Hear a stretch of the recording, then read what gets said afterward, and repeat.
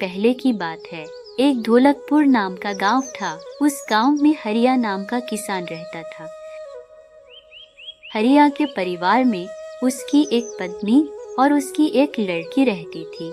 हरिया बहुत ही दयालु और शांत स्वभाव का इंसान था और उसके साथ साथ वह बहुत मेहनती भी था। गांव के पास के खेतों में हरिया का एक छोटा सा खेत था जिसमें हरिया काम किया करता था और अपने परिवार के लिए 2 वक्त का खाना लाता था।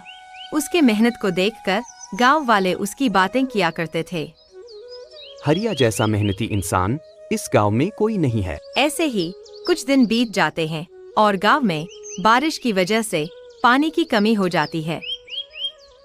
हे भगवान, इस बार तो लग रहा है कि बारिश नहीं होगी और हमारा खेत पानी की वजह से सूख जाएगा। उधर हरिया अपना खेत देखने के लिए जाता है और वहाँ देखता है कि उसकी सारी फसल पूरी सूख गई होती है। वह दुखी होकर घर के लिए लौट जाता है।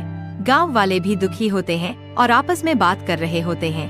अरे भाई, अब हमारा गुजारा कैसे होगा? हमारी फसलें तो सूख चुकी हैं। हरिया अपनी पत्नी को सारी बातें बताता है। हमारी फसल पानी की कमी से सूख चुकी है। अब हमारा गुजारा कैसे होगा? हमारी बिटिया कैसे पढ़ेगी? अजी आप चिंता मत करिए, कोई ना कोई हल निकल जाएगा। आप गांव के सरपंच से बात करिए, वो जरूर मदद करेंगे। पत्नी की बात मानकर हरिया गांव के सरपंच के पास चला जाता है और अपनी सारी बातें सरपंच को बताता है।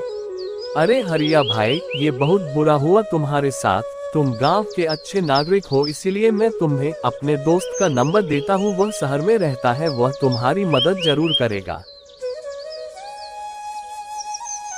सरपंच ने मुझे शहर जाने को बोला है। मैं कल सुबह ही निकल जाऊंगा और कुछ दिन काम करके पैसे भेज दूंगा।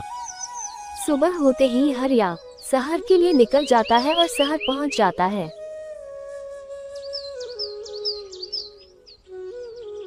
हे भगवान, मुझे तो डर लग रहा है। पता नहीं वो साहब मेरी मदद करेंगे कि नहीं, मगर कोई बात नहीं, मैं जाकर बात करूंगा। नहीं, मेरे बीवी बच्चों का क्या होगा? साहब, मुझे गांव के सरपंच ने आपके पास भेजा है। कृपया करके आप मेरी मदद कीजिए। मेरी गांव की सभी फसलें सूख चुकी है और मुझे काम की सख्त जरूरत है। अरे वो सरपंच मेरा बचपन का दोस्त है, मैं उसकी बात कैसे टाल सकता हूँ। अच्छा ठीक है, मेरे कंपनी में एक कर्मचारी की जरूरत है, तुम कल से काम पर आ जाना। हरिया को काम मिल जाता है और वह बहुत खुश होता है और अपनी सारी जरूरतें धीरे धीरे पूरी करता है। तो दोस्तों, हमें इस छोटी कहानी से ये सीख मिलती है कि कभी भी हमें हार नहीं माननी चाहिए।